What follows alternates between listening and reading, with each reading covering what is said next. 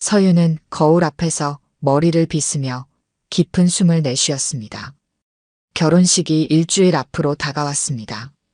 설레는 마음보다는 긴장감이 더 컸습니다. 시어머니 김 여사의 날카로운 시선과 말투가 떠올랐기 때문이죠. 혼수는 다 준비됐니? 요즘 애들은 제대로 준비도 못하면서 결혼한다고 나서더라. 서윤은 처음 그 말을 들었을 때 당황했습니다.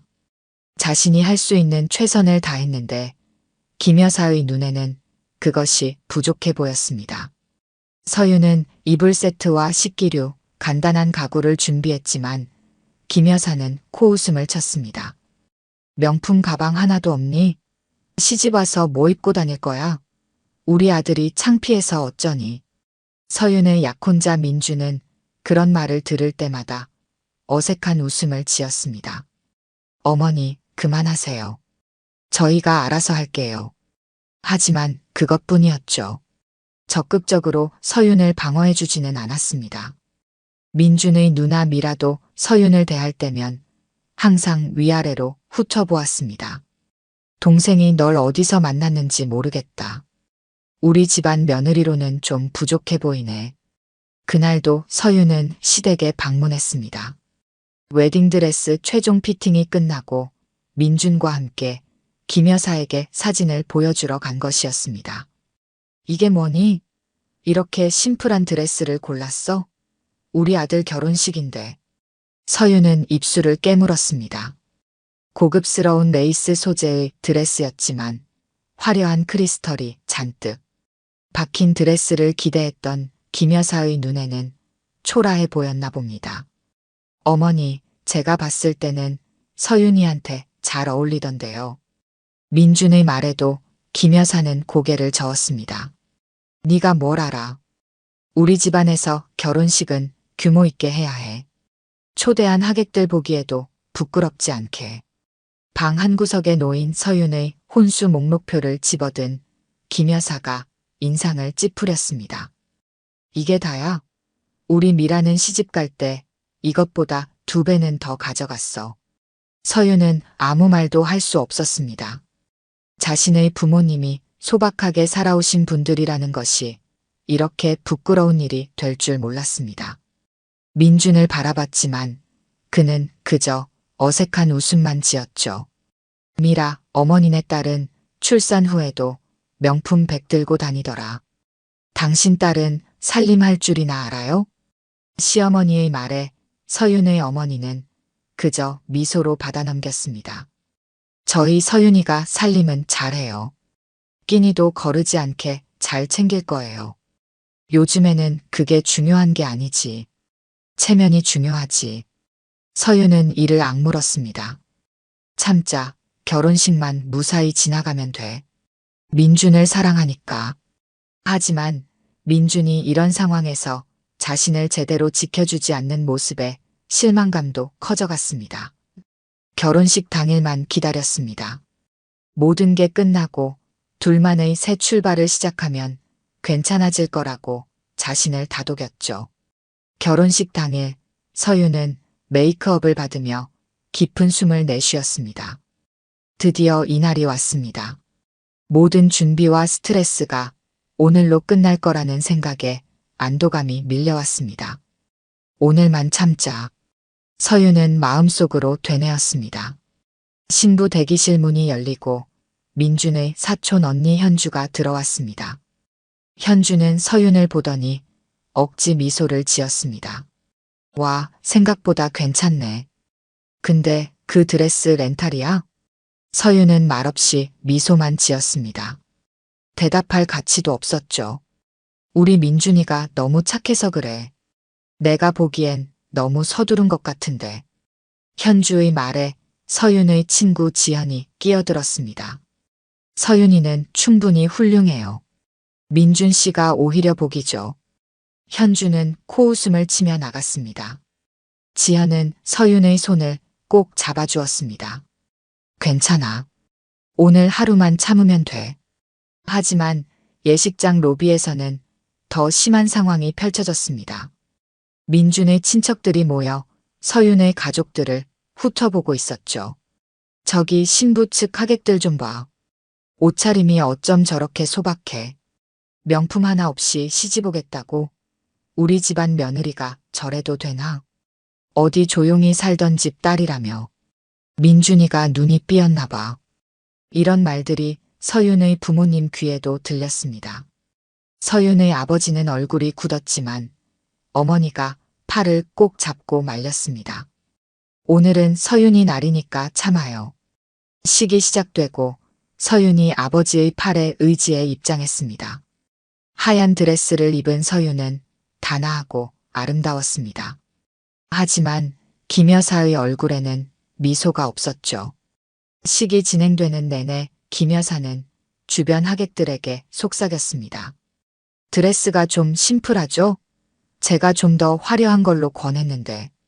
서윤과 민준이 성혼 선언을 하고 첫 키스를 나눈 후 축하 파티가 이어졌습니다. 서윤의 작은 이모 지은이 접근해 왔습니다. 지은은 서윤의 어머니와는 달리 도시에서 사업을 하며 성공한 여성이었습니다. 서윤아, 축하한다. 행복하게 살아라. 지은은 서윤을 꼭 안아주며 귓속말을 했습니다. 참을 만큼 참았다. 이제 진짜 모습을 보여줄 때가 됐어. 서윤은 무슨 뜻인지 몰라 의아해했지만 지은은 미소만 지었습니다. 이어서 지은은 김 여사에게 다가갔습니다. 축하드립니다. 좋은 며느리를 얻으셨네요. 김 여사는 형식적인 미소를 지으며 고개를 끄덕였습니다. 지은은 봉투 하나를 내밀었습니다. 작은 성의입니다. 서윤이를 잘 부탁드릴게요. 김 여사는 봉투를 받아들며 네, 그럼요. 라고 대답했습니다. 축의금 봉투처럼 보였지만 그 안에는 특별한 것이 있었습니다. 한 장의 메모가 동봉되어 있었죠. 식이 끝나고 신혼부부가 퇴장한 후 하객들은 하나둘 자리를 떴습니다. 김 여사와 민준의 아버지는 축의금을 정리하기 시작했습니다. 그때 지은의 봉투를 발견한 김 여사가 봉투를 열었습니다. 어머, 이게 뭐지? 봉투 안에는 생각보다 많은 금액의 축의금과 함께 작은 카드가 들어 있었습니다. 김 여사는 그 카드를 펼쳤습니다. 거기에 쓰여진 메모를 읽는 순간 김 여사의 얼굴이 창백해졌습니다. 여보, 이거 봐요. 김 여사의 남편이 메모를 함께 읽었습니다. 그의 얼굴도 순식간에 굳어버렸습니다. 메모에는 이렇게 적혀 있었습니다. 딸 부탁으로 지금까지 신분을 숨겼습니다. 서윤은 태평양그룹 유일한 상속녀입니다. 태평양그룹? 김 여사는 메모를 다시 읽었습니다. 손이 떨려왔습니다. 태평양그룹이라면 국내 10대 기업 중 하나였습니다. 백화점, 호텔, 리조트 등 여러 계열사를 거느린 거대 기업이었죠. 여보, 이게 장난인가요? 김 여사의 남편이 메시지를 확인하며 물었습니다. 김 여사는 말없이 고개를 저었습니다. 봉투 안에는 메모 외에도 명함이 들어 있었습니다. 태평양그룹 회장 박성준. 그리고 그 아래에는 손글씨로 서윤의 아버지라고 적혀 있었습니다. 말도 안 돼. 김 여사의 손에서 명함이 떨어졌습니다. 김 여사는 지금까지 서윤의 부모님을 만날 때마다 그저 평범한 중산층 가정이라고만 생각했습니다. 서윤의 아버지는 조용한 성격에 수수한 옷차림을 했고 어머니 역시 소박했습니다. 그들이 말하길 작은 사업체를 운영한다고 했죠. 하지만 지금 이 메모와 명함은 그 모든 것이 거짓이었음을 보여주고 있었습니다. 서윤이 부모님이 평범해 보였잖아요. 이게 말이 되나요? 김 여사의 남편은 잠시 생각에 잠겼다가 말했습니다. 그러고 보니 결혼 준비 과정에서 서윤이 부모님은 항상 모든 비용을 현금으로 지불했어. 카드를 쓰지 않았지. 맞아요. 그리고 서윤이 아버지가 늘 운전기사와 함께 왔던 것도 기억나요? 우리는 그저 사업이 잘 돼서 기사를 쓰는구나 했는데 김 여사의 머릿속에 서윤의 부모님과 관련된 기억들이 하나둘 떠올랐습니다. 소박한 옷차림 속에서도 느껴지던 품위, 어떤 상황에서도 흐트러지지 않던 자세, 그리고 자신의 무례한 언행에도 항상 미소로 대응하던 모습까지. 딸 부탁으로 신분을 숨겼다. 김 여사는 메모의 문구를 다시 읽었습니다. 서윤이가 자신의 배경을 숨기고 싶어 했다는 거네요. 혹시 우리 민준이가 서윤이 집안 배경 때문에 결혼하는 걸로 오해받고 싶지 않았을 수도 있어요. 김 여사는 갑자기 자신이 결혼식 준비 과정 내내 서윤에게 했던 모든 말들이 떠올랐습니다. 혼수가 부족하다고 한 말, 드레스가 초라하다고 한 말, 그리고 서윤의 가족들을 무시했던 모든 순간들. 어쩌죠, 여보. 내가 그 애에게 한 말들이. 김 여사의 얼굴이 창백해졌습니다. 남편은 한숨을 쉬었습니다. 당신도 모르고 한 일이니 이해해 주겠죠. 이해요? 내가 태평양그룹 회장 딸을 무시했어요. 우리가 얼마나 망신을 당했는지 알아요? 그때 문이 열리고 민준이 들어왔습니다. 어머니, 아버지, 왜 그러세요? 안색이 안 좋아 보여요. 김 여사는 떨리는 손으로 메모와 명함을 민준에게 건넸습니다. 민준은 그것을 읽고 놀란 표정을 지었습니다. 이게 무슨 뜻이에요? 내 아내가 태평양그룹 박성준 회장의 딸이라는 뜻이야. 김 여사의 목소리가 떨렸습니다. 민준은 믿을 수 없다는 듯 메모를 다시 읽었습니다. 서윤이가 이런 사실을 숨겼다고요? 왜요? 아마도 내가 그녀의 배경이 아닌 그녀 자체를 사랑하는지 시험해보고 싶었던 것 같구나. 민준의 아버지가 말했습니다. 민준의 얼굴이 굳어졌습니다. 그는 결혼 준비 기간 동안 서윤이 시어머니에게 무시당할 때마다 제대로 그녀를 지켜주지 못했습니다. 자신이 서윤에게 얼마나 실망스러운 존재였는지 깨달았죠. 서윤이에게 가봐야겠어요. 민준이 일어섰습니다. 안 돼. 김 여사가 민준의 팔을 붙잡았습니다. 내가 먼저 가서 사과해야 해. 내가 그 애에게 했던 행동들 용서받을 수 있을지 모르겠어. 그때 갑자기 하객 한 명이 뛰어들어왔습니다. 큰일 났습니다. 기자들이 밖에 몰려왔어요. 태평양그룹 회장 딸의 결혼식이라는 소문이 퍼진 것 같아요. 기자들이라고요? 김 여사는 충격에 휩싸였습니다. 어떻게 이런 일이. 민준의 아버지가 창문으로 달려가 밖을 내다봤습니다. 정말로 호텔 입구에 카메라를 든 기자들이 몰려 있었습니다. 이미 태평양그룹 회장 딸의 결혼식이라는 소문이 퍼진 모양이었죠. 어서 서윤이가 있는 곳으로 가봐야겠어요. 김 여사는 서둘러 말했습니다. 김 여사는 주변의 시선도 무시한 채 달리기 시작했습니다. 신부 대기실 쪽으로 향하는 그녀의 발걸음은 어느 때보다 급했습니다. 면목 없는 마음에 어떤 말을 해야 할지 생각조차 나지 않았습니다. 대기실 앞에 도착한 김 여사는 잠시 숨을 고르며 망설였습니다. 그때 문이 열리고 서윤의 작은 이모 지은이 나왔습니다. 아, 오셨군요. 지은은 담담하게 말했습니다. 서윤이 좀 볼 수 있을까요? 김 여사의 목소리가 떨렸습니다. 지은은 김 여사를 가만히 바라보았습니다. 왜 보시려고요? 더 무시하려고요? 김 여사는 그 말에 고개를 떨궜습니다. 아닙니다. 사과하려고요. 제가 정말 무례했습니다. 지은은 한동안 김 여사를 관찰하다가 이내 문을 열어주었습니다. 들어가세요. 김 여사가 대기실로 들어서자 서윤은 창가에 서 있었습니다. 하얀 웨딩드레스를 입은 뒷모습이 더없이 아름다웠습니다. 서윤은 천천히 돌아섰고 그녀의 눈에는 슬픔이 깃들어 있었습니다. 어머니, 서윤은 담담하게 말했습니다. 김 여사는 그 순간 무릎을 꿇었습니다.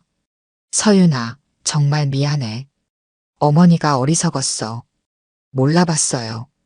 서윤의 표정은 변함이 없었습니다.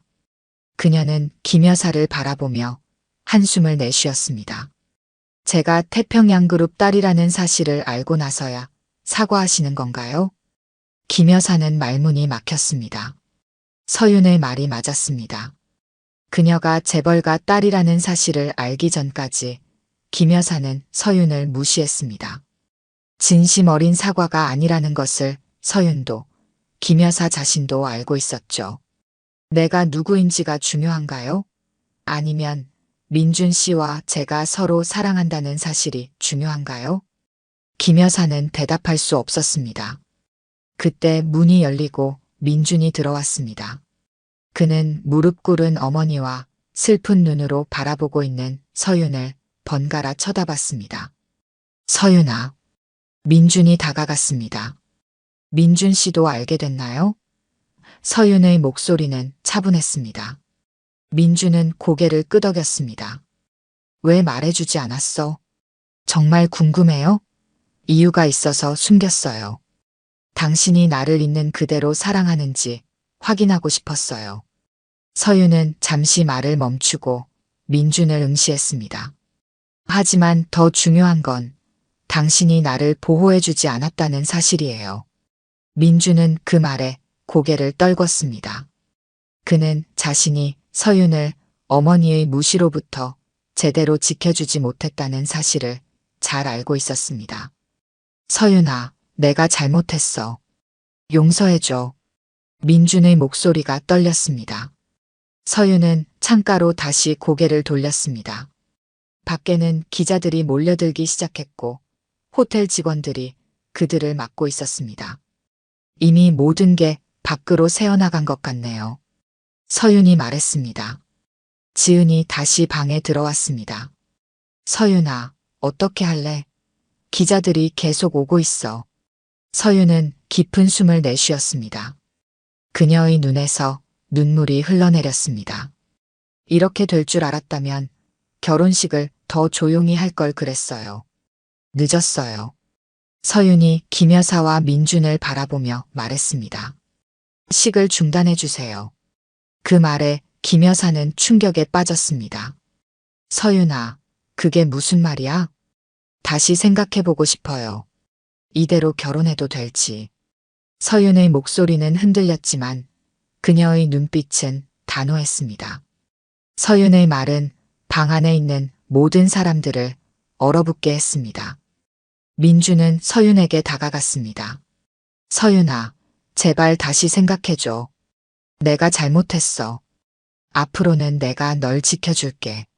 서윤은 고개를 저었습니다. 지금 와서 하는 말이네요.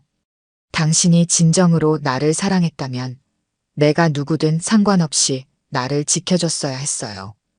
그때 방문이 열리고 서윤의 아버지 박성준 회장이 들어왔습니다. 그의 얼굴은 평소와 같이 차분했지만 눈빛은 단호했습니다. 서윤아, 괜찮니? 박성준은 딸에게 다가갔습니다. 서윤은 아버지를 보자 눈물을 참지 못했습니다. 아버지, 이제 모든 게 밖으로 새어나갔어요. 박성준은 딸을 안아주었습니다. 괜찮아. 내가 원하는 대로 하면 돼. 김 여사는 아직도 무릎을 꿇은 채로 있었습니다. 그녀는 소문으로만 들었던 태평양그룹의 실세, 박성준 회장이 자신의 사위 부모 앞에 서 있다는 사실이 믿기지 않았습니다. 회장님, 김 여사가 떨리는 목소리로 말했습니다. 박성준은 김 여사를 바라보았습니다. 그의 눈빛에는 분노가 깃들어 있었습니다. 제 딸을 무시하셨다고요. 김 여사는 더 이상 말을 잇지 못했습니다. 박성준은 그녀에게서 시선을 돌려 민준에게 말했습니다. 당신은 내 딸을 보호하지 않았소. 그런 남자에게 내 딸을 맡길 수 없습니다. 민준은 고개를 떨궜습니다. 그의 어깨가 축 처졌습니다. 지은이 상황을 정리하기 위해 나섰습니다. 호텔 측의 이야기에서 기자들을 통제하도록 할게요. 그리고 하객들에게는 제가 직접 이야기하겠습니다. 박성준이 말했습니다. 그는 서윤의 손을 잡고 함께 방을 나섰습니다. 로비로 내려간 그들은 이미 소문을 들은 하객들의 놀란 시선을 받았습니다. 일부 사람들은 이미 휴대폰으로 사진을 찍고 있었죠. 박성준은 단상으로 올라가 마이크를 잡았습니다.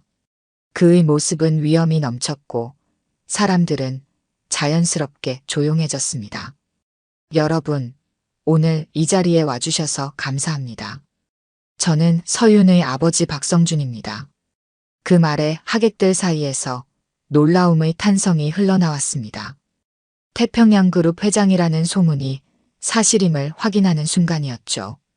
개인적인 이유로 지금까지 제 신분을 공개하지 않았습니다. 하지만 오늘 뜻하지 않게 알려지게 되었습니다. 박성준은 잠시 말을 멈추고 서윤을 바라보았습니다. 서윤은 아버지 옆에 조용히 서 있었습니다. 하지만 더 중요한 소식이 있습니다. 오늘 이 결혼식은 서윤의 의사에 따라 진행하지 않기로 했습니다. 하객들 사이에서 다시 한번 놀라움의 탄성이 흘러나왔습니다. 많은 사람들이 소곤거리기 시작했습니다. 오늘 이 자리에 와주신 모든 분들께 불편을 끼쳐드려 죄송합니다. 모든 책임은 저에게 있습니다. 돌아가실 때 직원들이 준비한 선물을 받아가시기 바랍니다. 박성준의 짧은 연설이 끝나자 사람들은 혼란스러운 표정으로 서로를 바라보았습니다. 결혼식이 취소되었다는 소식이 순식간에 퍼져나갔습니다. 한편 기자들이 있는 현장 바깥쪽에서는 서윤의 어머니가 취재진을 상대하고 있었습니다. 오늘 이 결혼식은 비공개로 마무리하겠습니다. 더 이상의 질문은 받지 않겠습니다. 그녀의 차분하지만 단호한 태도에 기자들은 더 이상 질문을 던지지 못했습니다. 하지만 이미 태평양그룹 상속녀 결혼식 중단 소식은 SNS를 통해 빠르게 퍼져나가고 있었습니다. 참석자들 사이에서도 재벌 상속녀 루머가 확산되고 있었죠. 결혼식장은 순식간에 혼란에 빠졌습니다. 하객들은 갑작스러운 결혼식 중단 소식에 어리둥절한 표정으로 서로를 바라보며 호텔을 빠져나가기 시작했습니다. 신랑 측 하객들은 특히 당혹스러운 표정이었습니다. 서윤은 신부 대기실로 돌아와 웨딩드레스를 벗고 있었습니다.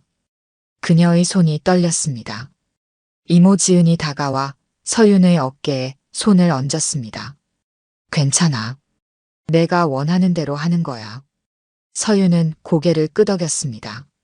정말 이렇게 하는 게 맞는 걸까요? 지은은 서윤의 얼굴을 조용히 바라보았습니다. 후회할 것 같으면 아직 늦지 않았어.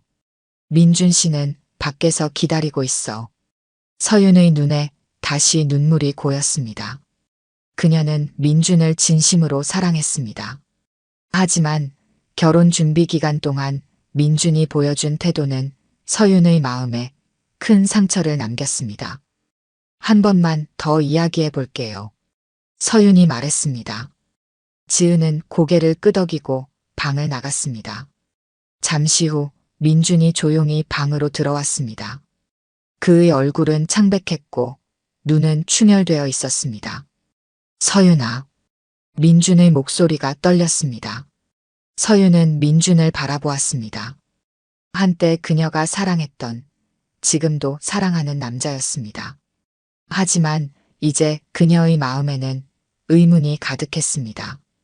민준 씨, 지금 어떤 기분인가요? 민준은 한숨을 내쉬었습니다. 너무 혼란스러워. 내가 누구인지, 왜 그 사실을 숨겼는지. 하지만 그것보다 더 중요한 건 내가 널 실망시켰다는 거야. 서윤은 천천히 고개를 끄덕였습니다. 맞아요. 제가 누구인지는 중요하지 않아요. 저는 그저 당신이 저를 있는 그대로 사랑해 주길 바랐어요. 그리고 필요할 때 저를 지켜주길 바랐죠. 내가 잘못했어. 어머니 앞에서 너를 제대로 지켜주지 못했어. 당신 어머니가 저를, 제 가족을 무시할 때마다 당신은 그저 웃고 넘기기만 했어요. 서윤의 목소리가 떨렸습니다.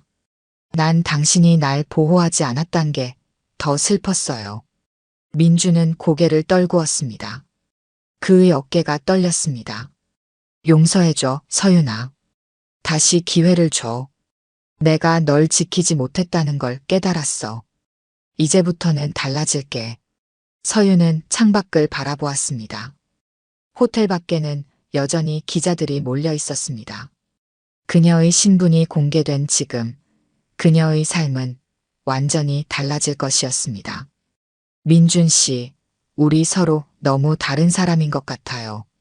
그렇지 않아. 우리는 서로 사랑해. 사랑만으로는 부족해요.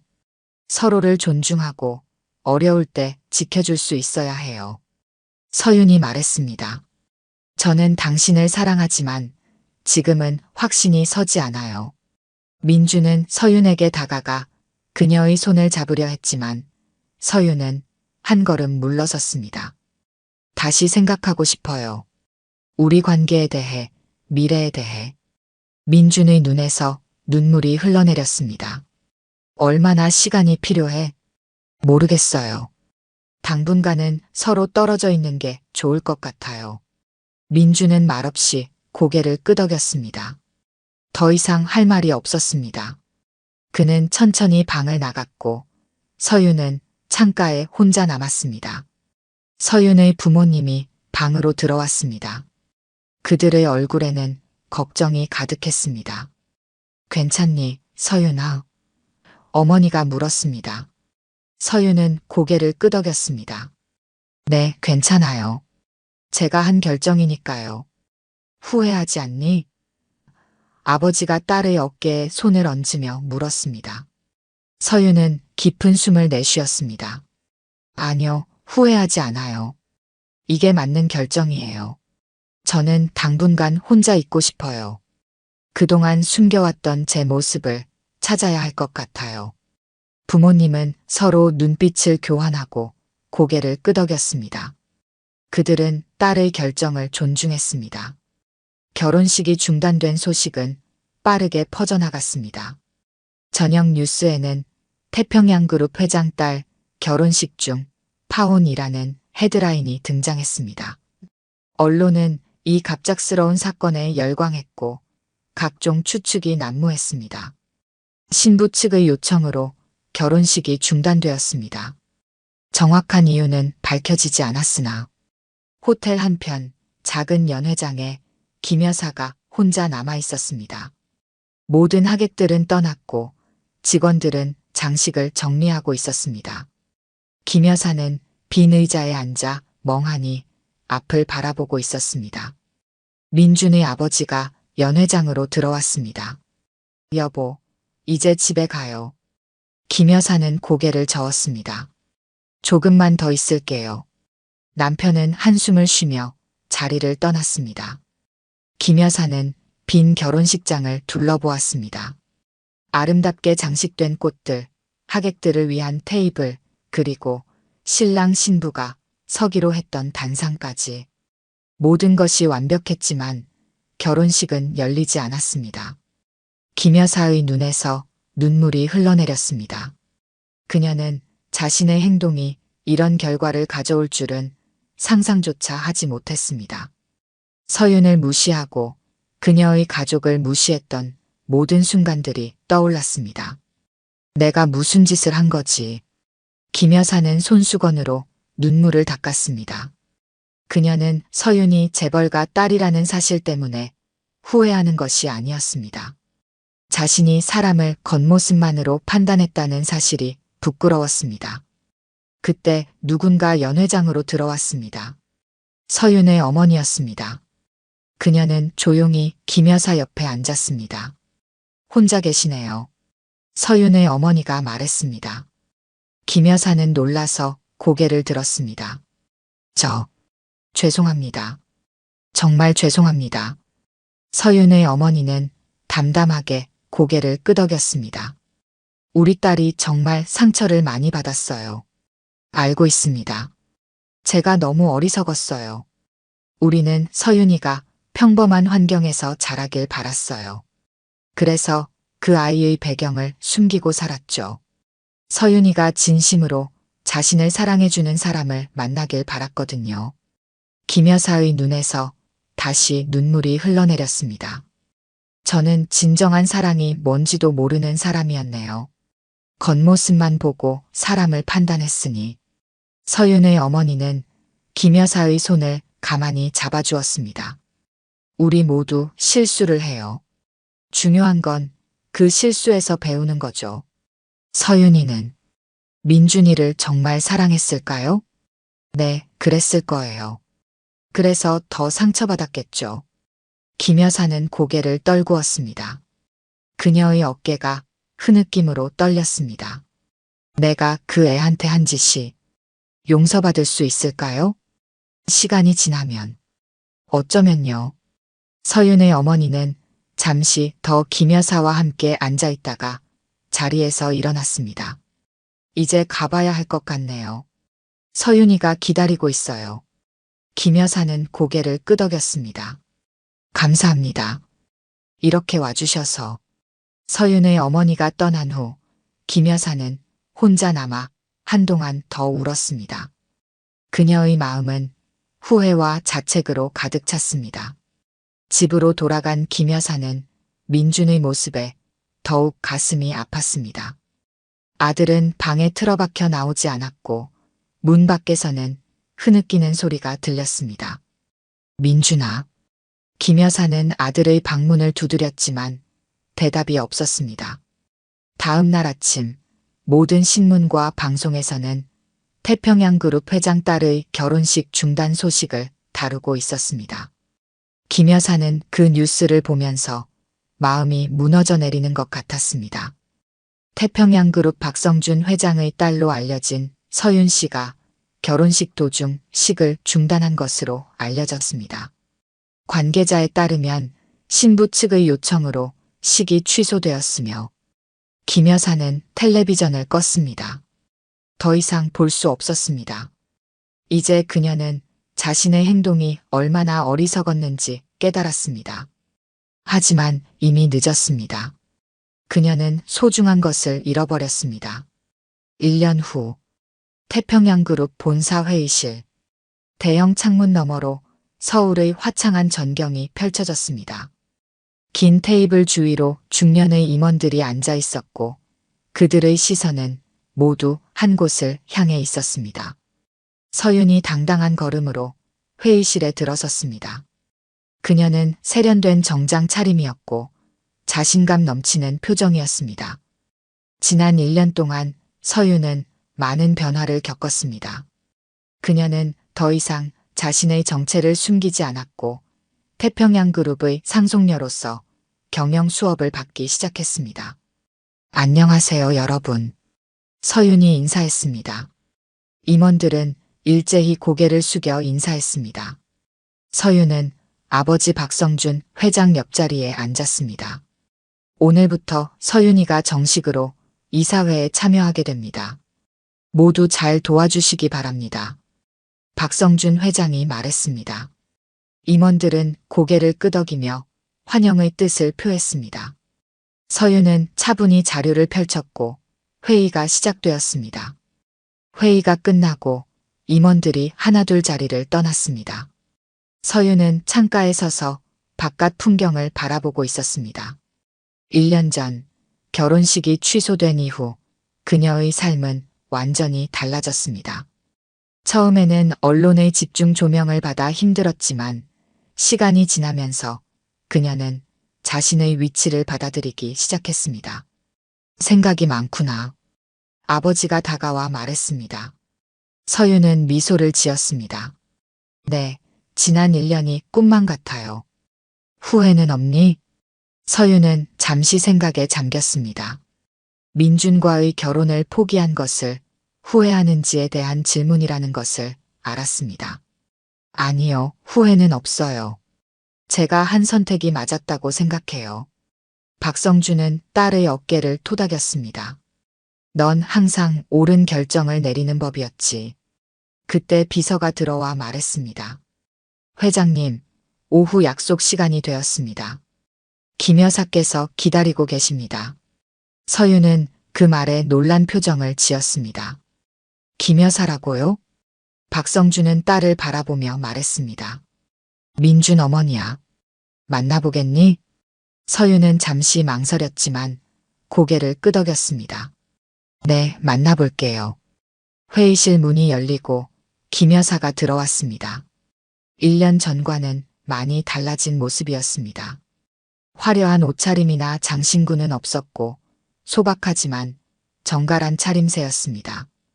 그녀의 얼굴에는 지난 1년간의 후회와 고뇌가 깃들어 있었습니다. 김 여사는 서윤을 보자 깊이 고개를 숙였습니다. 서윤 씨, 오랜만입니다. 서윤은 정중하게 인사를 받았습니다. 안녕하세요, 어머니. 김 여사는 그 호칭에 감정이 북받쳐 올라오는 듯 했지만 참고 말을 이었습니다. 1년 동안 많이 생각했습니다. 제가 정말 잘못했어요. 서윤은 김 여사를 바라보았습니다. 더 이상 분노나 원망의 감정은 없었습니다. 시간이 모든 것을 치유했습니다. 이제 와서 무슨 말을 해도 늦었지만 김 여사가 말을 이었습니다. 제가 사람을 겉모습만으로 판단했던 것 정말 후회합니다. 용서를 바라는 것도 아닙니다. 그저 그동안의 마음을 전하고 싶었어요. 서윤은 잠시 침묵했다가 말했습니다. 민준 씨는 어떻게 지내요?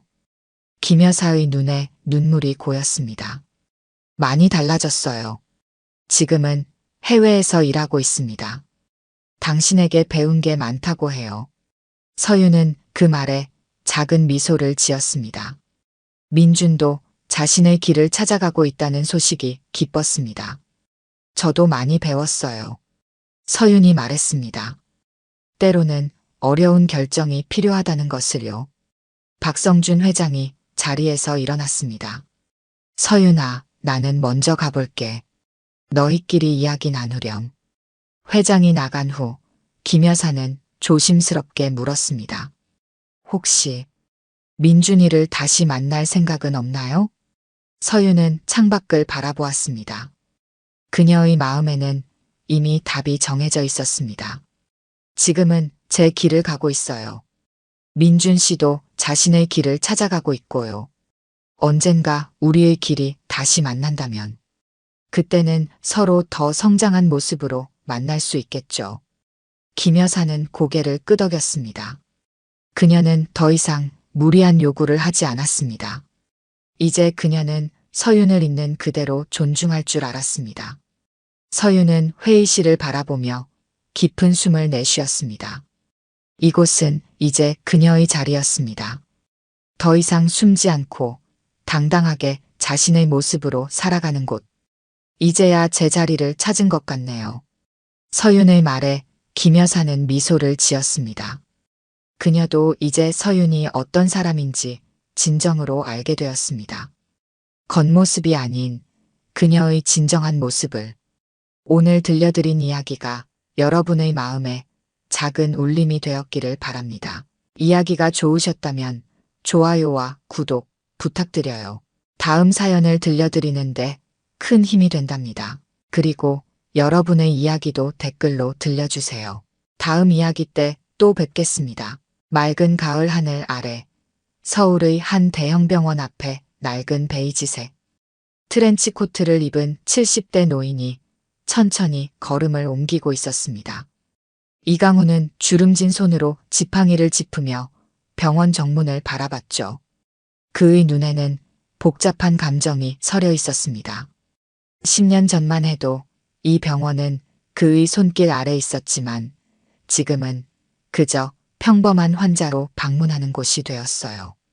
50년 전 이곳은 작은 의원에 불과했지. 이강우는 중얼거리며 병원 로비로 들어섰습니다. 화려하게 리모델링된 로비는 마치 고급 호텔처럼 변해 있었어요. 그는 접수 데스크로 향했죠. 안녕하세요. 진료 예약하려고 하는데요. 접수 직원은 컴퓨터 화면에서 눈을 떼지 않은 채 무심하게 대답했습니다. 예약증과 보험카드 주세요. 이강훈이 낡은 가방을 뒤적이며 서류를 찾는 동안 뒤에서 기다리던 젊은 여성이 한숨을 내쉬었어요. 아이고, 할아버지들은 왜 이렇게 느린지. 저 급해요. 이 말에 이강훈의 손이 살짝 떨렸습니다. 그는 천천히 서류를 건넸죠. 접수 직원은 마지못해 서류를 확인하더니 인상을 찌푸렸습니다. 일반 보험이시네요. 오늘은 VIP 환자 예약이 많아서 기다리실 수도 있습니다. 저쪽에 앉아서 기다리세요. 이강훈은 말없이 고개를 끄덕이고 대기실로 향했어요. 그곳에는 이미 많은 환자들이 오랜 시간 기다리고 있었습니다. 그는 빈자리를 찾아 조용히 앉았죠. 시간이 흘러도 그의 이름은 불리지 않았습니다. 오후가 되자 배고픔이 느껴졌어요. 이강훈은 천천히 일어나 병원 식당으로 향했습니다. 식당은 생각보다 한산했어요. 그는 카운터로 다가가 메뉴를 살폈습니다. 예전에 그가 직접 고집했던 유기농 식재료와 영양가 있는 메뉴들은 온데간데 없이 사라졌더군요. 대신 값싸고 질 낮은 음식들만 남아 있었습니다. 된장찌개 하나 주세요. 이강훈이 말했어요. 음식을 받아든 그는 구석자리에 앉았습니다. 첫 숟가락을 떠먹자마자 그의 눈썹이 찌푸려졌죠. 맛이 없었습니다. 소금기만 가득한 된장찌개는 예전 그가 알던 병원 식당의 맛이 아니었어요. 그때였습니다. 부엌 쪽에서 요리사와 직원의 언쟁 소리가 들려왔어요. 이런 재료로 어떻게 제대로 된 음식을 만들라는 겁니까? 환자들 건강은 생각하지 않습니까? 주방장님, 부원장님 지시예요.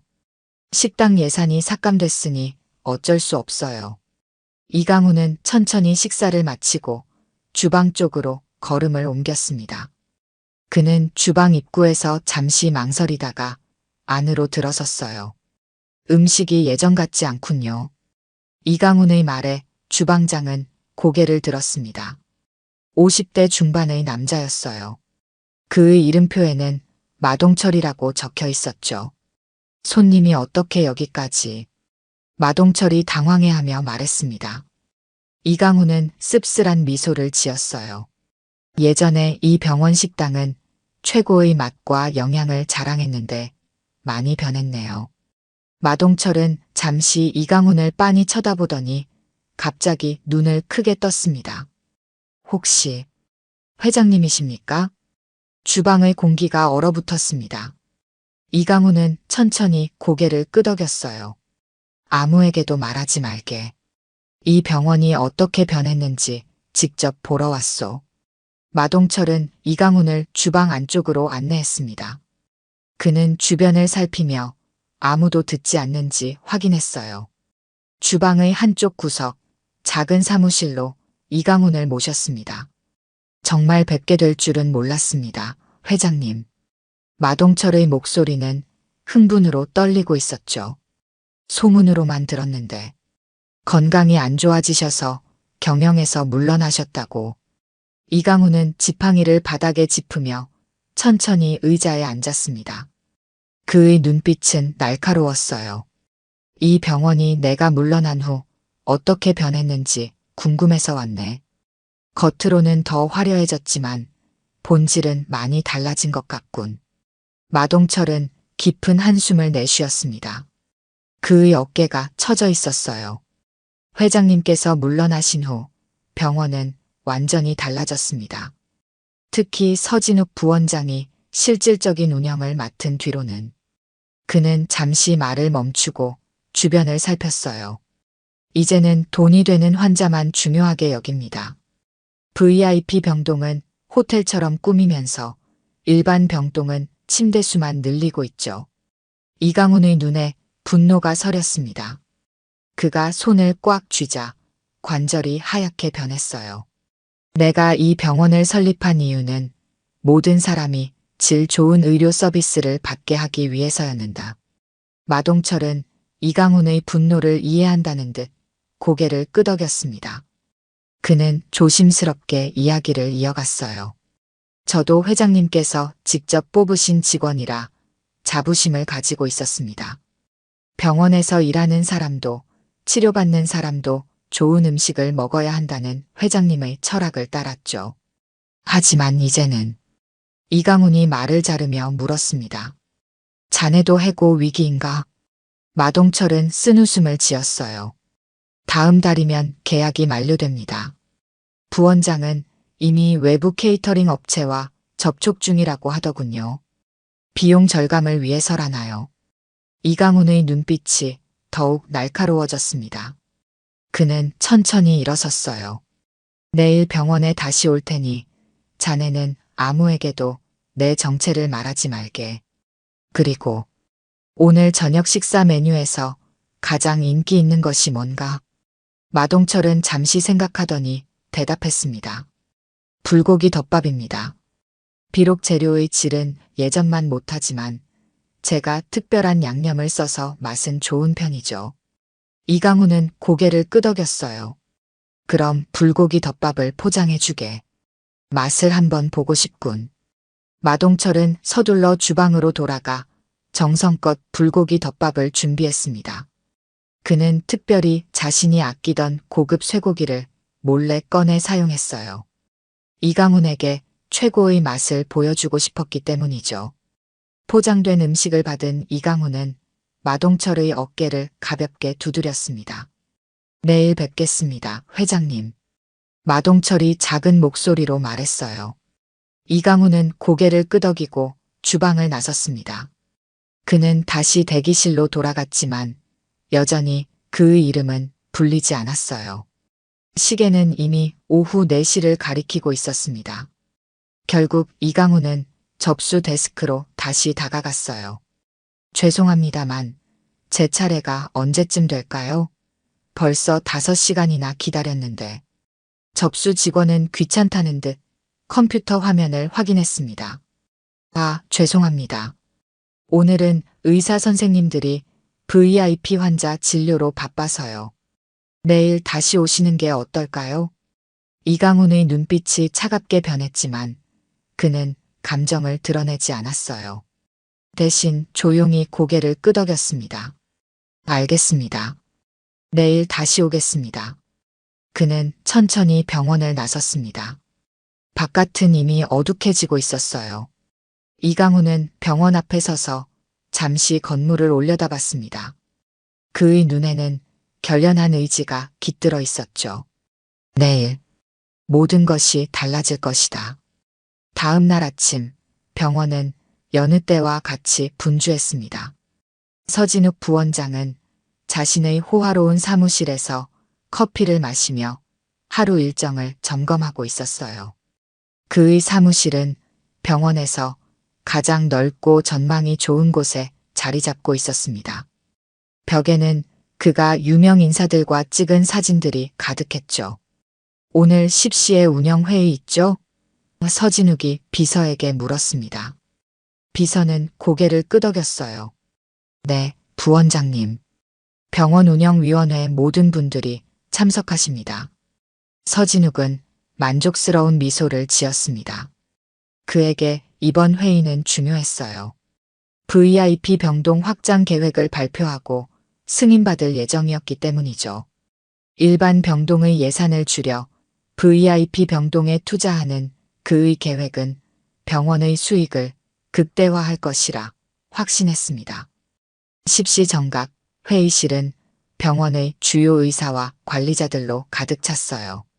서진욱은 자신감 넘치는 발걸음으로 들어와 의장석에 앉았습니다. 여러분, 오늘은 우리 병원의 미래를 결정할 중요한 안건을 논의하겠습니다. 그는 프로젝터를 켜고 화려한 프레젠테이션을 시작했어요. 지난 분기 VIP 병동의 수익이 병원 전체 수익의 60%를 차지했습니다. 이는 우리가 나아가야 할 방향을 명확히 보여주는 지표죠. 회의실 뒤편에서 누군가 문을 열고 들어왔습니다. 이강훈이었어요. 그는 어제와 달리 깔끔한 정장을 입고 있었지만 여전히 낡은 지팡이를 짚고 있었습니다. 아무도 그에게 주목하지 않았죠. 그는 조용히 맨 뒷자리에 앉았습니다. 서진욱은 발표를 이어갔어요. 이제 병원도 기업입니다. 우리는 수익을 내야 하고 그러기 위해선 돈 되는 환자에 집중해야 합니다. 회의실에서 몇몇 의사들이 불편한 기색을 보였지만 아무도 반대 의견을 내지 않았습니다. 서진욱의 권력이 너무 강해졌기 때문이었죠. 일반 병동은 침대 회전율을 높이겠습니다. 빨리 들어오고 빨리 나가게 해서 더 많은 환자를 받을 거예요. 특히 노인 환자들은 장기 입원하는 경향이 있어 수익성이 떨어집니다. 가능한 빨리 퇴원시키는 정책을 강화하겠습니다. 이 말에 이강훈의 눈빛이 차갑게 빛났지만 그는 침묵을 유지했어요. 서진욱은 계속해서 말했습니다. 또한 비용 절감을 위해 몇 가지 부서의 예산을 삭감하겠습니다. 특히 식당 예산은 현재의 절반으로 줄이고 외부 위탁을 검토 중입니다. 그때였습니다. 맨 뒷자리에서 이강훈이 천천히 일어났어요. 질문이 있습니다. 모든 시선이 그에게 향했습니다. 서진욱은 짜증난 표정으로 그를 쳐다봤어요. 죄송합니다만 이 회의는 병원 관계자만 참석할 수 있습니다. 어떻게 들어오셨죠? 이강훈은 천천히 앞으로 걸어 나왔습니다. 저는 이 병원과 깊은 관계가 있습니다. 서진욱은 비서에게 눈짓했고 비서는 서둘러 이강훈에게 다가갔어요. 선생님, 나가주시겠어요? 이강훈은 비서를 무시하고 서진욱에게 직접 물었습니다. 병원을 운영하는 데 있어 가장 중요한 가치가 무엇이라고 생각하십니까? 서진욱은 못마땅한 표정으로 대답했어요. 물론 수익성입니다. 병원도 결국 기업이니까요. 이강훈은 쓴웃음을 지었습니다. 환자의 건강과 복지는요? 그건 물론 중요하죠. 하지만 현실적으로 돈이 없으면 좋은 의료 서비스도 제공할 수 없습니다. 서진욱이 냉소적으로 대답했어요. 이강훈은 잠시 침묵했다가 말했습니다. 내일 특별 이사회가 열릴 예정입니다. 모든 이사진은 필히 참석해 주시기 바랍니다. 서진욱이 눈살을 찌푸렸어요. 무슨 소리를 하는 거죠? 이사회는 제가 소집하는 겁니다. 이강훈은 천천히 회의실을 나가며 말했습니다. 내일 아침 9시 모두가 알게 될 겁니다. 그가 나간 후 회의실에는 묘한 긴장감이 감돌았어요. 서진욱은 당황한 기색을 감추지 못했지만 곧 태연한 척 발표를 이어갔습니다. 방금의 해프닝은 잊으시고 우리 안건으로 돌아갑시다. VIP 병동 확장에 대한 투표를 진행하겠습니다. 하지만 회의 참석자들의 마음은 이미 다른 곳에 가 있었어요. 모두가 이강훈의 정체와 내일의 이사회에 대해 궁금해하고 있었습니다. 회의가 끝나고 서진욱은 서둘러 자신의 사무실로 돌아왔어요. 그는 비서에게 소리쳤습니다. 방금 그 노인이 누군지 즉시 알아보게. 어떻게 회의실에 들어올 수 있었는지도. 비서는 고개를 끄덕이고 서둘러 나갔어요. 서진욱은 불안한 마음을 감추지 못한 채 창밖을 내다봤습니다.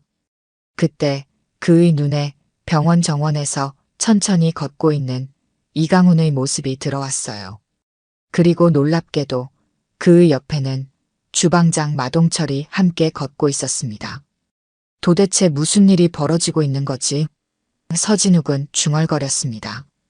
다음 날 아침 8시 50분 병원의 대형 이사회 회의실은 들뜬 분위기로 가득 찼습니다. 이사진뿐만 아니라 주요 의사와 관리자들까지 모두 참석했어요. 어제의 사건이 병원 내에 빠르게 퍼졌고 모두가 그 정체불명의 노인이 누구인지 그리고 오늘 무슨 일이 벌어질지 궁금해하고 있었습니다. 서진욱 부원장은 초조한 기색이 역력한 채 회의실 앞쪽에 서 있었어요. 그는 어젯밤 내내 그 노인의 정체를 알아보려 했지만 아무런 정보도 얻지 못했습니다. 병원 보안 카메라를 확인했지만 그는 마치 유령처럼 나타났다가 사라졌더군요. 이사회는 내가 소집한 적이 없어. 이게 다 무슨 상황인지. 서진욱이 중얼거렸습니다. 정각 9시 회의실 문이 열렸어요. 이강훈이 들어왔습니다. 그는 이제 낡은 트렌치코트 대신 고급스러운 정장 차림이었고 지팡이도 더 이상 짚고 있지 않았어요. 그의 뒤로는 마동철과 몇몇 낯선 사람들이 따라 들어왔습니다. 이강훈은 당당한 걸음으로 이사회 테이블 끝에 자리 잡았어요. 모두의 시선이 그에게 고정되었습니다. 서진욱이 먼저 입을 열었어요. 선생님, 이 회의는 공식적으로 소집된 것이 아닙니다. 당신은 누구시고 무슨 권한으로?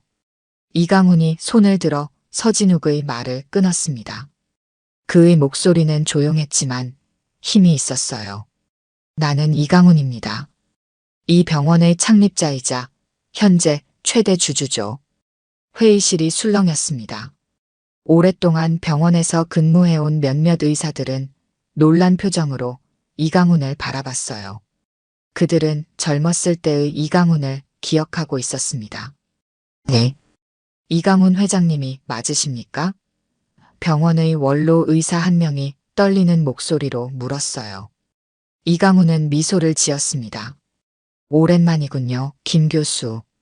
서진욱의 얼굴이 창백해졌어요. 그는 급하게 말했습니다. 하지만 회장님은 은퇴하셨고 경영에 관여하지 않으신다고. 이강훈은 서진욱을 날카롭게 쳐다봤습니다. 경영에 직접 참여하지 않았을 뿐 나는 여전히 이 병원의 최대 주주입니다. 그리고 이제 돌아왔소. 그는 회의실 앞쪽으로 걸어나가 프로젝터를 켰어요. 화면에는 병원의 주주 구성과 이강훈이 보유한 40%의 지분이 선명하게 표시되었습니다. 지난 3년간 나는 조용히 병원이 어떻게 변화하는지 지켜봤습니다. 처음에는 변화가 필요하다고 생각했어요. 새로운 시대에 맞는 혁신이라고 믿었지만 이강훈의 눈빛이 차가워졌습니다. 그러나 내가 본 것은 혁신이 아니라 변질이었습니다. 환자를 위한 병원이 아닌 돈을 위한 기업으로 전락한 모습이었어요. 서진욱이 반박하려 했지만 이강훈은 계속해서 말을 이어갔습니다. 어제 나는 평범한 환자로 이 병원을 방문했습니다. 5시간을 기다렸지만 진료조차 받지 못했어요. VIP 환자가 우선이라는 이유로 이사회 멤버들 사이에서 불편한 기색이 감돌았습니다. 이강훈은 화면을 넘겼어요. 이번에는 병원의 재정 상태와 수익 구조가 나타났습니다. VIP 병동의 수익이 전체의 60%를 차지한다는 서진욱 부원장의 말은 맞습니다. 하지만 그가 말하지 않은 것이 있죠. 그는 다시 화면을 넘겼어요. 이번에는 병원 운영 비용과 실제 의료 서비스 품질에 대한 평가가 나타났습니다. VIP 병동의 운영 비용은 전체의 70%를 차지합니다. 그리고 일반 병동은 기본적인 의료 장비조차 제때 교체하지 못하고 있어요. 의사당 담당 환자 수는 3년 전보다 2배 증가했고 간호사들의 업무 강도는 한계를 넘어섰습니다. 서진욱은 얼굴이 붉어졌지만 반박할 말을 찾지 못했어요. 이강훈의 자료는 정확했기 때문이었습니다. 이강훈은 계속해서 병원의 문제점을 짚어나갔어요. 직원 복지 삭감, 환자 만족도 하락, 의료 과실의 증가 등을 상세히 분석한 자료들을 보여줬습니다. 회의실은 무거운 침묵에 휩싸였어요. 마지막으로 이강훈은 심각한 표정으로 모든 이 사진을 바라봤습니다. 우리가 의료인으로서 가장 중요하게 생각해야 할 가치는 무엇입니까? 돈입니까? 아니면 환자의 건강입니까? 질문에 아무도 대답하지 못했어요. 이강훈은 천천히 고개를 끄덕였습니다. 오늘부로 나는 다시 이 병원의 경영에 복귀하겠습니다. 그리고 첫 번째 결정은 그는 서진욱을 똑바로 쳐다봤어요. 서진욱 부원장의 해임입니다. 회의실은 충격에 휩싸였습니다. 서진욱의 얼굴이 창백하게 변했어요. 그는 자리에서 벌떡 일어났습니다. 이건 불법입니다. 이사회의 투표 없이 부원장을 해임할 수 없어요. 서진욱의 목소리가 떨렸습니다. 이강훈은 담담하게 대답했어요. 물론 정식 절차를 따를 겁니다. 지금부터 이사회 투표를 진행하죠. 이강훈은 모든 이사진을 둘러봤습니다. 서진욱 부원장의 해임에 대한 찬반 투표를 진행하겠습니다. 찬성하시는 분은 손을 들어주세요. 순간 회의실은 정적에 휩싸였어요. 모두가 망설이는 듯했지만 첫 번째 손이 올라갔습니다. 바로 병원의 원로 의사였죠. 이어서 다른 이사들도 하나둘씩 손을 들기 시작했습니다. 결국 이사 전원이 손을 들었어요. 서진욱의 독단적인 운영 방식에 모두가 불만을 가지고 있었던 것입니다. 서진욱은 믿을 수 없다는 표정으로 주변을 둘러봤습니다. 그의 손이 떨리기 시작했어요. 여러분, 제가 이 병원을 얼마나 발전시켰는지 모르십니까? VIP 병동을 확장하고 수익을 늘리고. 이강훈이 그의 말을 자르며 말했습니다. 수익만이 전부가 아닙니다. 이 병원이 세워진 이유는 돈을 벌기 위해서가 아니라 환자들을 치료하기 위해서였습니다. 이강훈은 자리에서 일어나 서진욱에게 다가갔어요. 서진욱 씨, 당신은 이 병원의 가치를 잊었습니다. 당신에게 병원은 그저 돈을 버는 수단이었겠죠. 하지만 우리 의료인들에게 병원은 생명을 구하고 아픔을 치유하는 신성한 장소입니다. 그리고 이강훈은 서류 한 장을 서진욱에게 건넸어요. 이것은 당신의 해임 통지서입니다. 오늘부로 당신은 이 병원과 관계가 없습니다. 개인 물건만 챙겨 나가십시오. 서진욱은 격분했지만 더 이상 할 말이 없었습니다. 그는 떨리는 손으로 서류를 받아들었어요. 이강훈이 계속해서 말했습니다. 그리고 더 중요한 발표가 있습니다. 지금까지 내가 이 병원에 제공해온 모든 후원금을 철회하겠습니다. 회의실이 다시 한번 술렁였어요. 이강훈의 후원금은 병원 운영 자금의 상당 부분을 차지하고 있었기 때문입니다.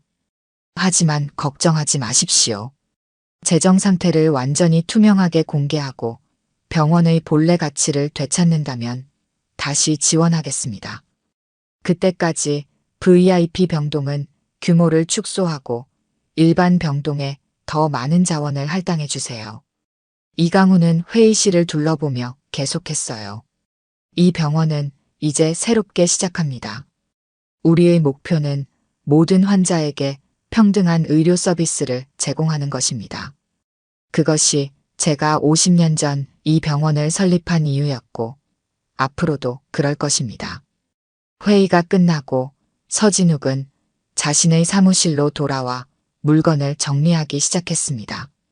그의 눈에는 분노와 좌절감이 가득했어요. 벽에 걸린 화려한 졸업장과 상장들, 유명 인사들과 찍은 사진들, 모두 이제는 의미가 없어진 것들이었습니다. 사무실 문이 열리고 이강훈이 들어왔어요. 서진욱은 쓸쓸히 웃었습니다. 만족하십니까? 제 커리어를 망치시고.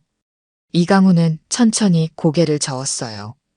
당신의 커리어를 망친 건 내가 아니라 당신 자신입니다. 돈보다 환자를 더 소중히 여겼다면 이런 결과는 없었을 겁니다.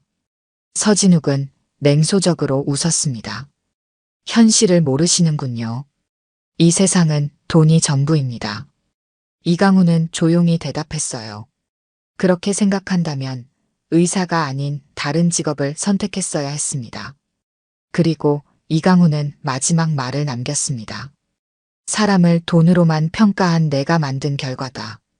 이것이 내 선택의 결과일 뿐이다.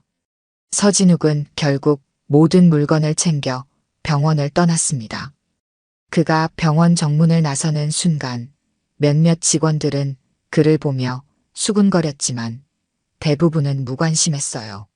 서진욱이 만들어 온 차가운 병원 문화 속에서 그의 퇴장은 그저 또 하나의 인사 이동일 뿐이었습니다.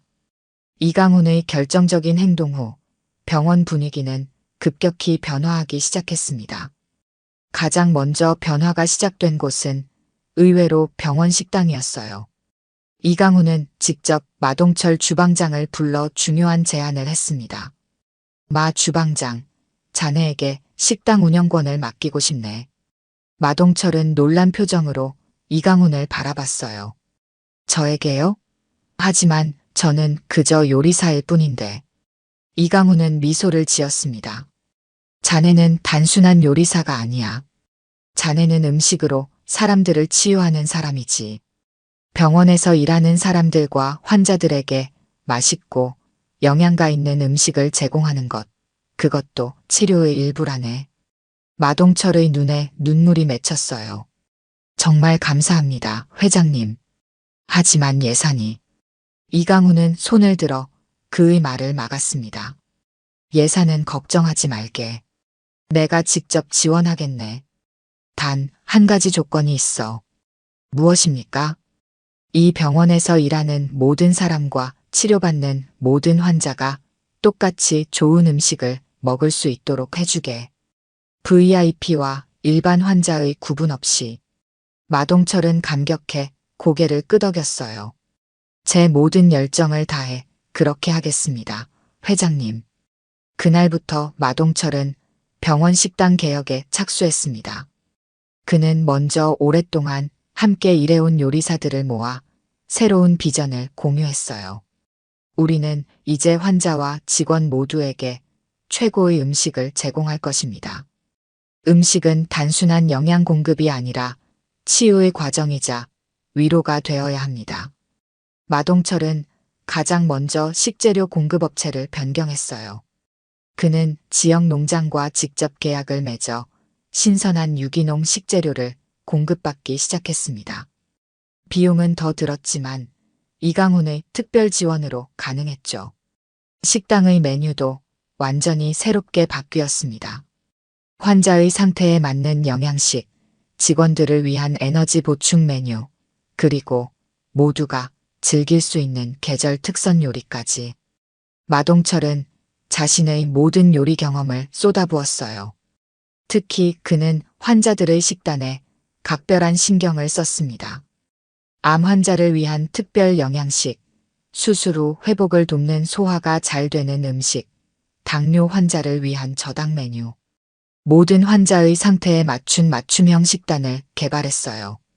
병원 음식이 맛없다는 편견을 깨고 싶습니다.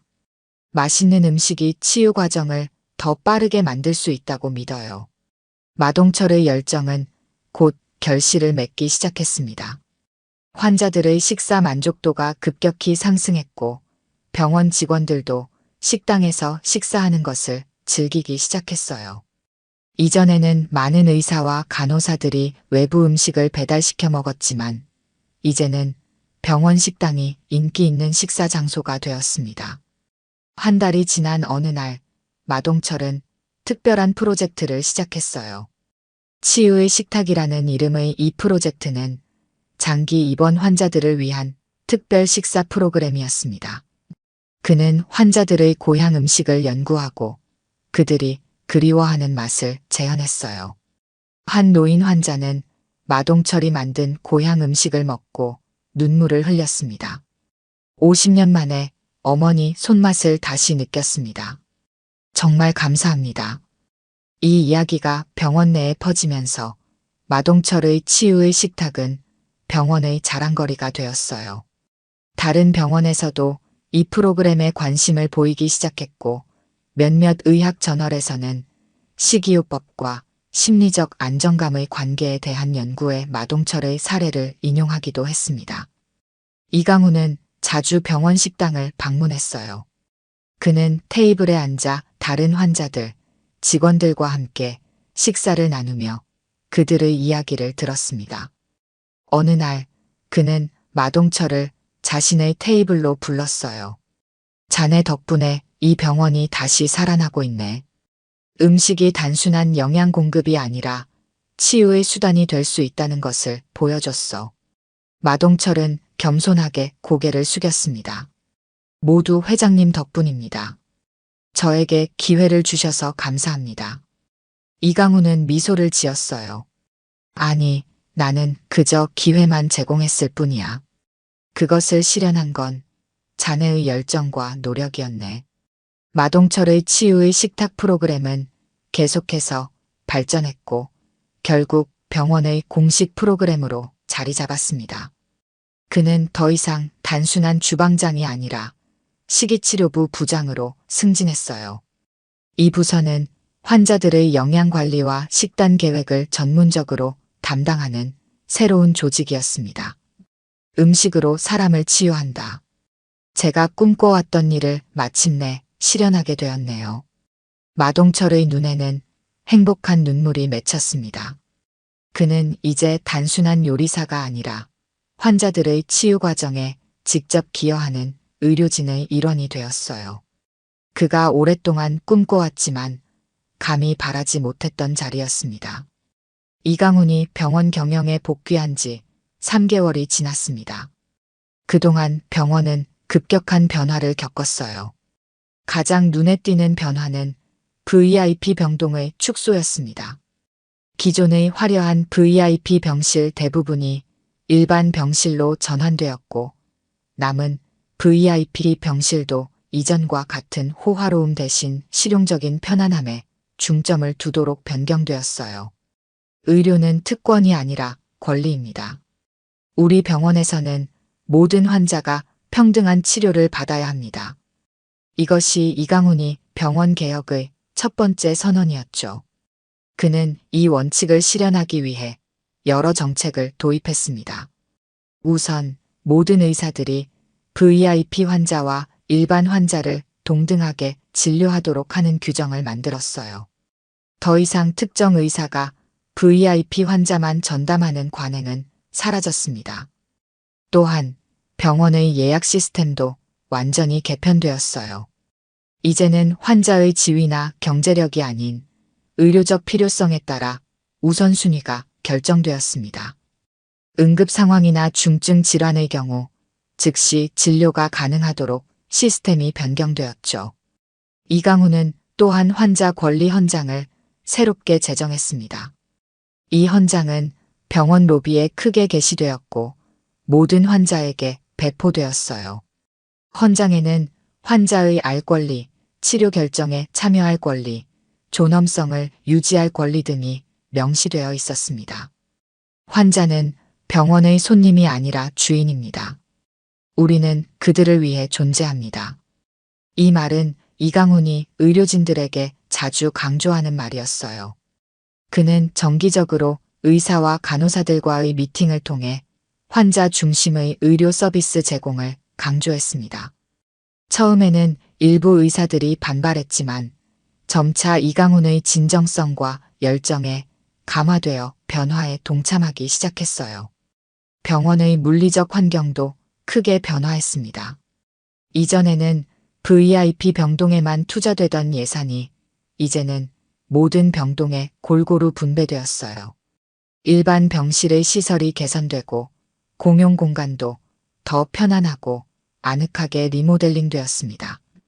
특히 어린이 병동은 아이들이 치료 중에도 즐겁게 지낼 수 있도록 다양한 놀이, 시설과 교육 프로그램이 도입되었어요. 이강훈은 직원들의 근무 환경 개선에도 신경을 썼습니다. 간호사들의 근무 시간이 조정되어 과로를 방지하고 직원 휴게실과 편의 시설이 확충되었어요. 또한 직원들의 자기 개발을 위한 교육 프로그램도 확대되었습니다. 환자를 잘 돌보기 위해서는 먼저 직원들이 행복해야 합니다. 우리 직원들이 소진되지 않고 최선을 다할 수 있는 환경을 만들어야 해요. 이강훈의 개혁은 외부에서도 주목받기 시작했습니다.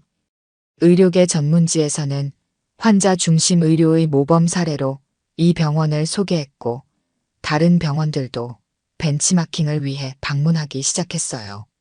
특히 마동철의 치유의 식탁 프로그램은 많은 관심을 받았습니다. 그러나 모든 것이 순탄하게 진행된 것은 아니었어요. 서진욱의 해임 후 그와 가까웠던 일부 의사들은 사직서를 제출했고 VIP 병동 축소로 인해 일부 부유한 환자들은 다른 병원으로 떠났습니다. 이로 인해 병원의 단기적 수익은 감소했어요.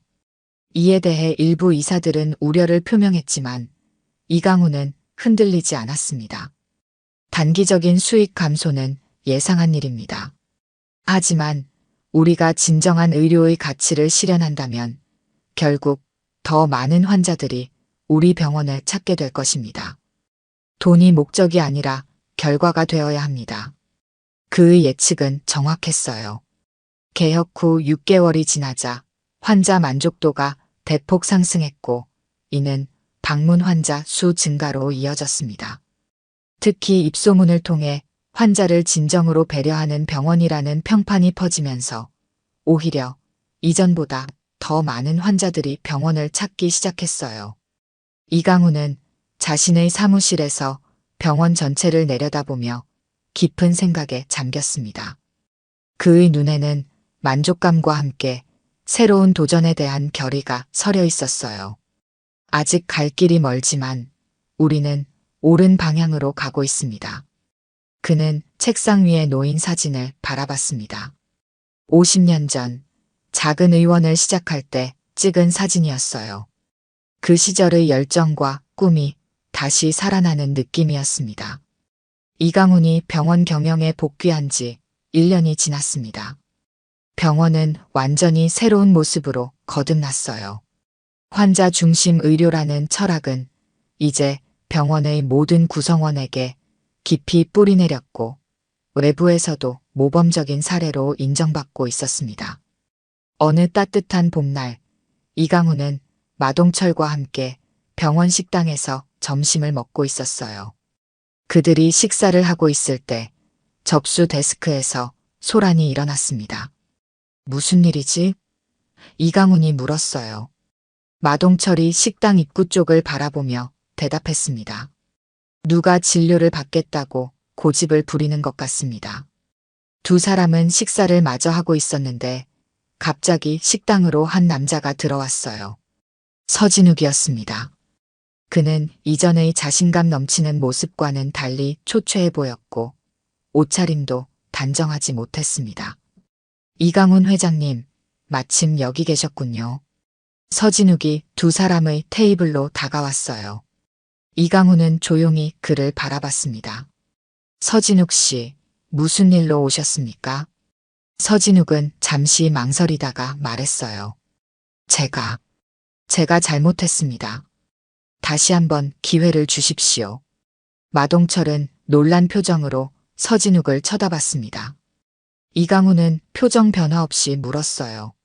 무슨 일이 있었길래 이렇게 찾아오셨나요? 서진욱은 한숨을 쉬었습니다.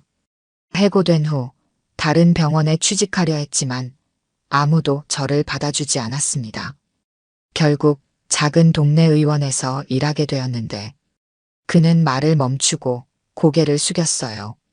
그곳에서 저는 진정한 의사의 의미를 깨달았습니다. 가난한 환자들, 노인들을 직접 대하면서 제가 얼마나 교만했는지 깨달았어요. 이강훈은 조용히 그의 이야기를 들었습니다. 서진욱은 계속해서 말했어요. 지금 제가 일하는 의원이 재정적으로 어려움을 겪고 있습니다. 폐업 위기에 처했죠. 그곳의 환자들은 대부분 가난한 노인들이라 다른 병원으로 옮기기도 쉽지 않아요. 그들을 위해 도움을 청하러 왔습니다. 이강훈의 눈빛이 변했습니다. 그는 서진욱을 빤히 쳐다보며 말했어요. 자네가 정말로 변했다면 그건 좋은 일이네. 하지만 왜 내가 도와야 하지? 서진욱은 고개를 들어 이강훈의 눈을 똑바로 쳐다봤습니다. 제가 아니라 그곳의 환자들을 위해서요. 그들은 제가 저지른 잘못과 무관합니다. 이강훈은 잠시 생각에 잠겼다가 마동철을 바라봤어요. 마동철은 미소를 지으며 고개를 끄덕였습니다. 이강훈도 미소를 지었어요. 그 의원의 상세 정보를 적어놓고 가게. 내가 살펴보겠네. 서진욱의 얼굴에 희망이 번졌습니다. 정말 감사합니다, 회장님. 이강훈은 손을 들어 그의 말을 막았어요. 아직 결정한 것은 아니네. 직접 가서 확인한 후에 결정하겠소. 서진욱은 깊이 고개를 숙였습니다. 이해합니다. 정말 감사합니다. 그가 떠난 후 마동철이 이강훈에게 물었어요. 정말 도와주실 건가요? 이강훈은 고개를 끄덕였습니다. 의원의 환자들을 위해서라면 그럴 가치가 있겠지. 그리고 서진욱도 진정으로 변화했다면 두 번째 기회를 줄만하다고 생각하네. 이틀 후 이강훈은 서진욱이 일하는 의원을 방문했습니다. 그곳은 오래된 건물에 자리한 작은 의원이었어요. 대기실에는 주로 노인 환자들이 앉아 있었고 시설은 낡았지만 깨끗하게 정돈되어 있었습니다. 이강훈은 평범한 환자로 위장하여 접수를 하고 진료를 기다렸습니다. 1시간 정도 지난 후 그는 서진욱의 진료실로 안내되었어요. 서진욱은 환자 차트를 보다가 고개를 들었습니다. 그는 이강훈을 알아보고 놀란 표정을 지었지만 곧 진지한 표정으로 바뀌었어요. 회장님, 직접 오시다니. 이강훈은 고개를 끄덕였습니다. 직접 보고 판단하는 것이 내 방식이네. 그는 진료실을 둘러보았어요. 좁고 소박한 공간이었지만 필요한 의료 장비는 갖추고 있었습니다. 벽에는 환자들이 그린 그림과 감사 편지가 붙어 있었어요. 이곳에서 얼마나 일했소? 이강훈이 물었습니다. 서진욱은 잠시 생각하더니 대답했어요. 9개월 정도 됐습니다. 처음에는 그저 일자리가 필요해서 왔지만 지금은 이곳 환자들이 저에게 의미가 있습니다. 이강훈은 더 이상 말하지 않고 의원을 둘러보았습니다. 그는 다른 의료진과 환자들과 대화를 나누며 의원의 상황을 파악했어요. 의원장은 70대 노인으로 40년 넘게 이 지역 주민들을 돌봐왔지만 이제 건강이 좋지 않아 은퇴를 고민하고 있었습니다. 방문을 마친 후 이강훈은 서진욱을 불렀어요. 내일 오후에 병원으로 오게. 결정을 알려주겠네. 다음 날 서진욱은 긴장된 모습으로 이강훈의 사무실을 찾았습니다. 이강훈은 그를 병원 옥상 정원으로 안내했어요. 그곳에서는 서울 시내가 한눈에 내려다 보였습니다. 아니, 우리 병원 재단이 그 의원을 인수하기로 결정했네. 이강훈이 말했어요. 서진욱의 눈이 커졌습니다. 정말입니까? 이강훈은 고개를 끄덕였어요. 하지만 조건이 있어. 첫째, 그 의원은 현재의 환자들을 계속해서 돌볼 것. 둘째, 지역사회를 위한 의료봉사센터로 확장할 것. 그리고 셋째, 그는 서진욱을 똑바로 쳐다봤습니다. 자네가 그곳의 원장이 되어 책임지는 것이네. 서진욱은 믿을 수 없다는 표정으로 이강훈을 바라봤어요. 저에게 그런 기회를 주신다고요? 이강훈은 미소를 지었습니다. 누구나 실수를 할 수 있어. 중요한 건 그 실수로부터 배우는 것이네. 자네가 진정으로 변화했다면 이제 그것을 증명할 기회야. 서진욱의 눈에 눈물이 고였어요. 정말 감사합니다. 제 모든 것을 다해 환자들을 돌보겠습니다. 몇 주 후 리모델링을 마친 이강훈 지역사회 의료센터가 문을 열었습니다. 이 센터는 저소득층과 노인들을 위한 의료 서비스를 제공하는 곳으로 서진욱이 센터장을 맡았어요. 그는 이전의 오만한 모습은 온데간데 없이 환자 한 명 한 명을 진심으로 대하는 의사로 변모했습니다. 개원식 날 이강훈과 마동철은 센터를 방문했어요. 마동철은 특별히 이날을 위해 준비한 음식들을 가져왔습니다. 그의 치유의 식탁 프로그램이 이곳에서도 시작된 것이죠. 식사 시간, 이강훈과 마동철은 센터의 작은 식당에 앉아 있었습니다. 테이블에는 마동철이 정성껏 준비한 음식들이 놓여 있었어요. 서진욱이 다가와 그들의 테이블에 합류했습니다. 회장님, 주방장님, 오늘 와주셔서 감사합니다. 이강훈은 미소를 지었어요. 어떤가? 센터 운영은? 서진욱의 얼굴에 기쁨이 번졌습니다. 제가 의사가 된 이유를 다시 찾은 것 같습니다. 이곳 환자들은 제가 치료비를 많이 받거나 VIP로 대우해 주길 바라지 않아요. 그저 진심으로 자신들의 아픔을 들어주길 원할 뿐이죠. 이강훈은 고개를 끄덕였어요. 그것이 진정한 의사의 역할이네. 마동철이 준비한 음식은 간단했지만 정성이 담긴 한식이었습니다. 세 사람은 조용히 식사를 나누며 이야기를 이어갔어요. 이 음식 정말 맛있습니다. 서진욱이 말했어요. 마동철은 웃으며 대답했습니다. 음식은 재료가 비싸다고 맛있는 게 아니라 정성이 담겨야 맛있는 법이죠. 이강훈은 두 사람을 바라보며 깊은 만족감을 느꼈습니다. 그는 자신이 1년 전 평범한 환자로 병원을 방문했던 그날을 떠올렸어요. 그때는 분노와 실망감으로 가득 차 있었지만 지금은 평온함과 희망으로 마음이 채워져 있었습니다. 이제야 병원이 제대로 돌아가는구먼. 이강훈이 조용히 중얼거렸어요. 마동철이 미소를 지으며 고개를 끄덕였습니다. 회장님 덕분입니다. 회장님이 아니었다면 우리는 여전히 돈만 쫓는 병원으로 남아 있었을 거예요. 이강훈은 고개를 저었습니다. 아니, 내가 한 일은 기회를 제공한 것뿐이네. 진정한 변화는 자네들처럼 가치를 지키려는 사람들이 만든 거야. 그는 서진욱을 바라봤어요. 사람은 누구나 실수를 해. 중요한 건 그 실수를 인정하고 바로잡으려는 용기지. 서진욱은 진지한 표정으로 고개를 끄덕였습니다. 회장님의 가르침 평생 잊지 않겠습니다. 식사를 마친 후 세 사람은 센터 정원으로 나왔어요. 봄 햇살이 따뜻하게 내리쬐는 정원에는 환자들이 산책을 즐기고 있었습니다. 그들의 얼굴에는 편안함과 안정감이 깃들어 있었어요. 이강훈은 벤치에 앉아 이 평화로운 광경을 바라봤습니다. 그 옆에는 마동철이 앉았고 서진욱은 환자들에게 인사를 하며 돌아다녔어요. 사람은 결국 존중받아야 한다는 걸 모두가 알게 되었으면 좋겠네. 이강훈이 말했습니다. 마동철은 미소를 지으며 대답했어요. 회장님께서 보여주신 것처럼요. 모든 사람이 동등하게 존중받고 배려받는 세상이요.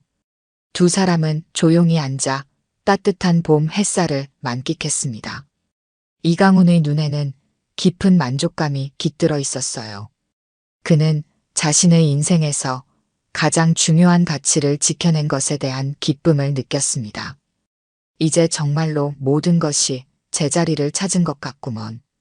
이강훈이 조용히 말했습니다. 따뜻한 봄바람이 두 사람의 얼굴을 스쳐 지나갔고 멀리서는 환자들의 웃음소리가 들려왔습니다. 병원은 이제 진정한 치유의 공간으로 거듭났고 모든 사람이 존중받는 곳이 되었어요. 이것이 바로 이강훈이 평생 꿈꿔왔던 병원의 모습이었습니다. 오늘 들려드린 이야기가 여러분의 마음에 작은 울림이 되었기를 바랍니다. 이야기가 좋으셨다면 좋아요와 구독 부탁드려요. 다음 사연을 들려드리는데 큰 힘이 된답니다. 그리고 여러분의 이야기도 댓글로 들려주세요. 다음 이야기 때 또 뵙겠습니다.